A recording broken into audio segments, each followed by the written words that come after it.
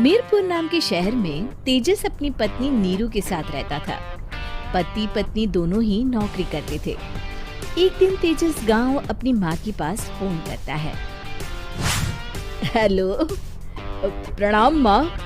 जीते रहो माँ, तुम दादी बनने वाली हो। अरे वाह, ठीक है बेटा, मैं कल ही आती हूँ। जब माँ जी शहर पहुंची तो बेटी बहू ने बहुत अच्छे से स्वागत किया। लीजिए माँ जी चाय।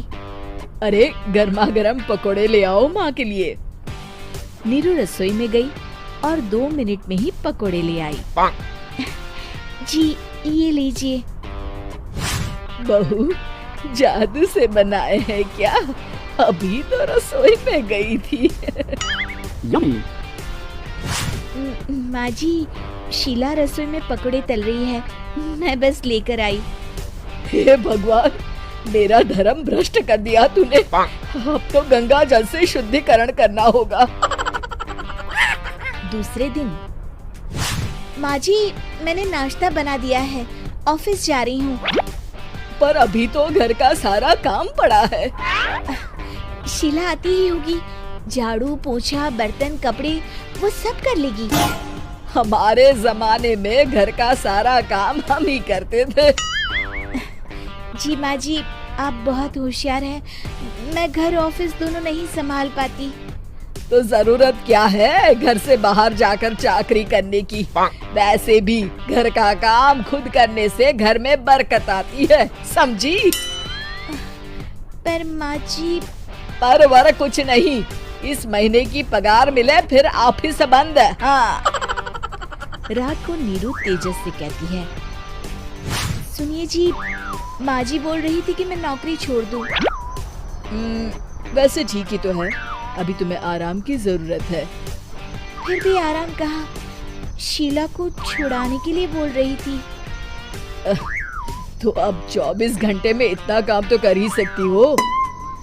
पर जॉब पसंद है मुझे, घर पर मन नहीं लगेगा। अगले दिन जब दोनों ऑफिस के लिए निकल रहे थे, मेरी तो कोई कीमत ही नहीं है इस घर में। माँ जी, आजकल महंगाई बहुत है, रहन सहन भी बदल गया है, दोनों नौकरी करते हैं तभी ठीक रहता है। अच्छा, तू कहना क्या चाहती है? मेरा बेटा तुझे बिठा के खिला नहीं सकता? तू ही इस घर का खर्च चला रही है, हैं? नहीं माँ जी, मेरा वो मतलब नहीं था। मतलब खूब समझती हूँ, ये बाल धूप में सफेद नहीं किए मैंने। हाँ। अब तो ये रोज का काम हो गया था। तेजस भी रोज की झिकझिक से परेशान हो गया था।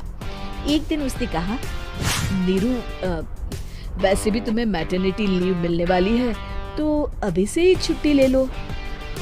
पर क्या, मेरी सैलरी अच्छी खासी है। आखिर नीरू ने रिजाइन कर दिया। जब बच्चा हुआ तो घर में सब बहुत खुश हुए। कुछ दिनों बाद तेजस फाइल देख रहा था। क्या हुआ तेजस, कुछ परेशान लग रहे हो?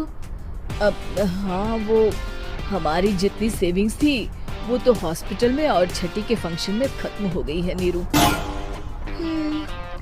और अभी वैसे मंदी चल रही है तो मैं बोल रही थी कल मुन्ना को हेपेटाइटिस का टीका लगवाना है।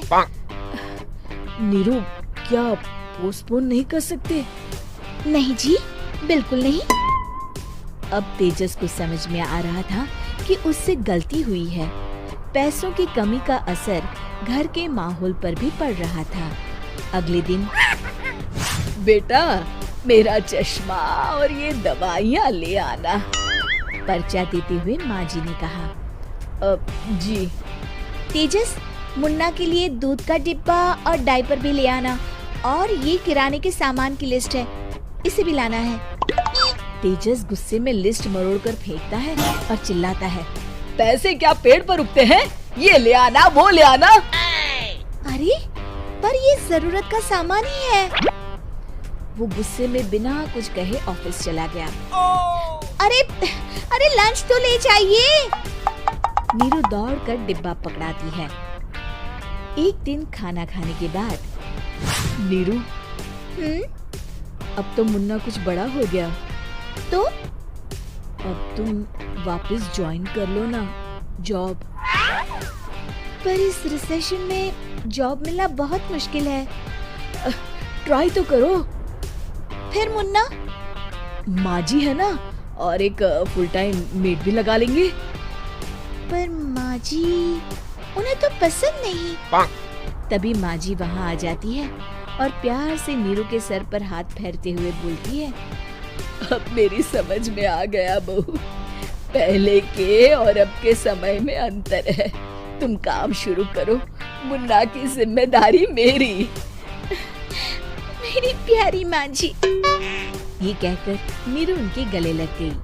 शिक्षा, परिवर्तन संसार का नियम है, हमें भी समय के साथ चलना चाहिए।